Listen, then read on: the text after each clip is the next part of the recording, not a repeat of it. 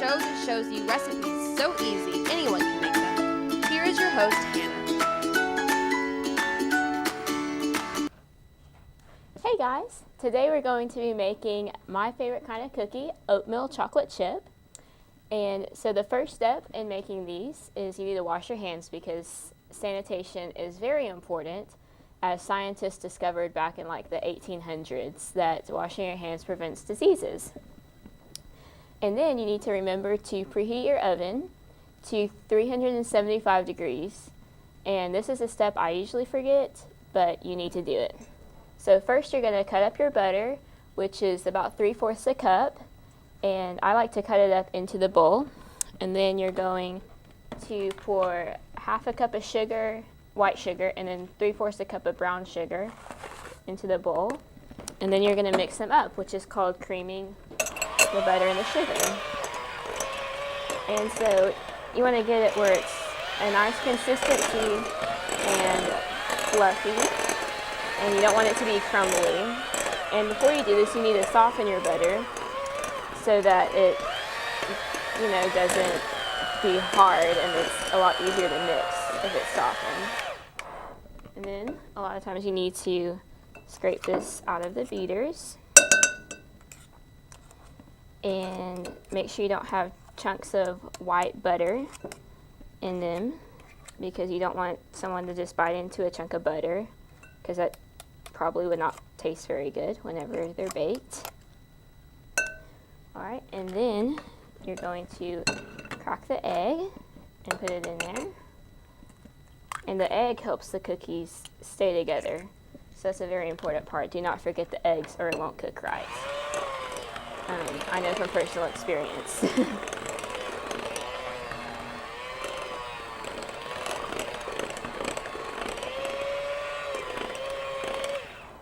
Okay, now we're going to add the vanilla. You need about a teaspoon of this, and it just helps the flavors meld together really well. And it smells really good too, but if you eat just vanilla, it tastes really bad. It just does. I don't know why. It smells good, but it tastes terrible. Once you mix it with sugar, it tastes really, really good. So you just want to blend this up really nicely. And make sure you don't have any dry spots.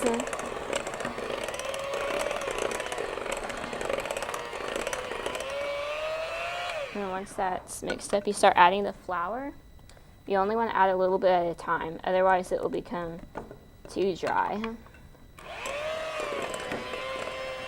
So you just add like about 1/4 cup of flour at a time and blend it up, and then you add a little bit. You need about 3/4 cup of flour for this, but you really have to judge by consistency. And so if it seems too dry, you'll want to add a little bit of liquid to it, and if it seems too wet, then you just add a little bit more flour.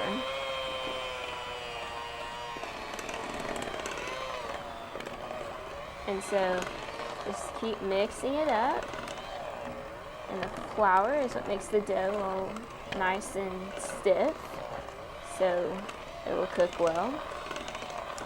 And you also don't want to eat flour by itself, because apparently flour can carry E. coli, and that's why you're not supposed to eat raw cookie dough along with eggs being raw, because that can make you have salmonella poisoning.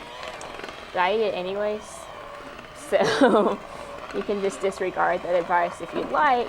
Just if you die of it, it's not my fault. So just keep mixing this up.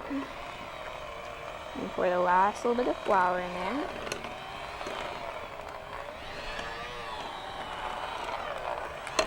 So these cookies I got from a family recipe book that some random old relatives of my dad's made. And I don't know the lady that wrote this recipe, but they're really good. So yeah, you just keep mixing it up. Make sure you have all the flour mixed in. And so after we come back from the commercial, I'm going to show you the rest of this and then how to make them into nice little balls that you can put in the oven. Ugh, I hate writing research papers. You still type out your papers yourself? How else would I write it? Use Telepaper. It's a computer software that reads your mind and writes down what you're thinking, so you don't have to write it out.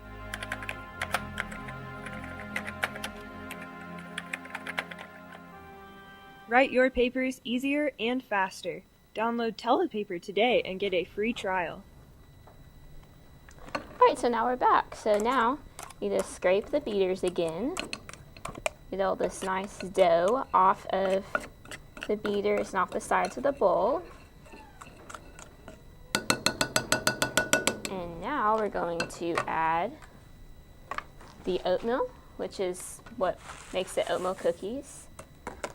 And you gotta beat them up, and it makes the cookies really good. It makes them kind of healthy because oatmeal is healthy, so you can really kind of eat this for breakfast.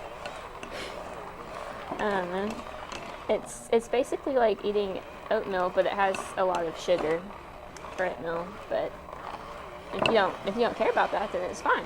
You can totally eat it for breakfast. So you might have to turn it on to a higher speed to get it all mixed up. Then just scrape the beaters off again. And now we're about to add the best part, which is chocolate chips, because chocolate chips are life. And it's so much better to bite into a cookie that's oatmeal chocolate chip instead of a cookie that you think is oatmeal chocolate chip and then you find out it's a raisin cookie, because that is just really disappointing and it'll mentally scar you for the rest of your life. So you get it all mixed up. I like to use semi-sweet chocolate chips because I don't like milk chocolate very much in my cookies because the cookies are already sweet. So I think if it's a little bit bitter, it just tastes better. And use about 1/4 a cup of this. Oh, and with the oatmeal, use 1.5 a cup of oatmeal. So you get out of the beaters. You don't want to miss any of the cookie dough. I'll put the beaters over here. And now you're going to put them on a cookie sheet or parchment paper. And you just scoop it out. You roll it into a little ball. You have to make sure your hands are clean before you do this, but mine are. And then you roll it up, and you want to make them all about the same size so that it cooks evenly. You don't want some cookies to be burnt and some cookies to not be done, because that would not be okay, and you might get salmonella poisoning from the underdone cookies, you know. It's a possibility. So like that one was too small, so I have to add more cookie dough to it. And main thing is to make sure you have plenty of chocolate chips in here, because the chocolate chips are really what makes the cookies. If you don't have enough, then your oatmeal to chocolate chip ratio is not going to be good, and people will not like your cookies because they don't have chocolate in them. So you just have to roll them into balls until you're all done. And you want to make sure that they're not too wet, because then the cookie will melt in the oven, which will make just like flat pancake cookies, which is what happened to me last night. And so you want to